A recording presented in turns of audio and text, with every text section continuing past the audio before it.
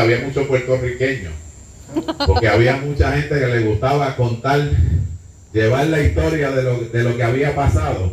Así que Jesús llega a Galilea y hay mucha gente que se enteró de lo que había pasado antes en las otras ciudades donde Jesús había estado.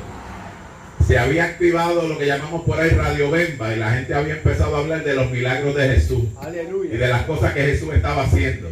Y la gente estaba deseosa de recibir a Jesús.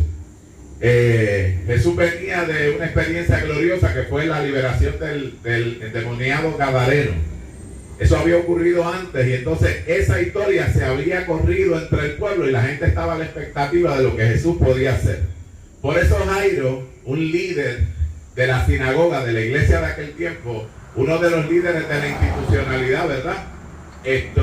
Ante una situación particular, lo que había escuchado provocó en él fe, porque a veces nosotros tenemos que prestar atención a ciertos comentarios, hay cosas que tenemos que descartar, pero cuando llegan a nuestro conocimiento historias de las maravillas del Señor, de lo que Dios ha hecho con otros, pues a eso le debemos prestar atención. Miren lo que le pasa a Jairo.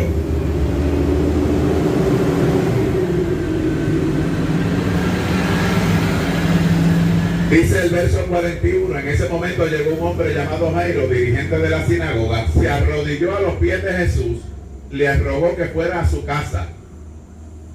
Porque ya Jairo sabía que donde Jesús llegaba, cosas extraordinarias ocurrían.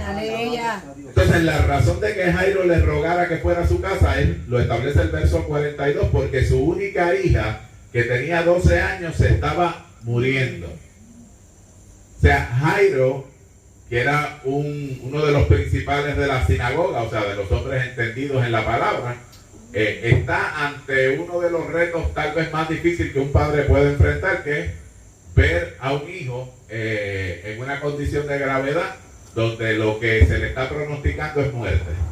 Y en medio de un escenario como ese, lo que Jairo había escuchado lo hizo no correr a la sinagoga, lo hizo correr a los pies de Jesús. Ajá.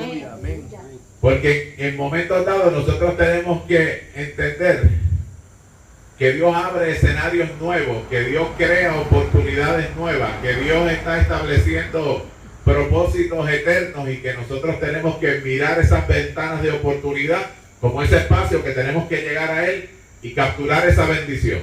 Amén. Que se abre ahí. Miren, el que Jairo hiciera esto no es un asunto trivial, no es un asunto que podemos pasar como algo, no, pues él escuchó hablar de Jesús y fue allá. No.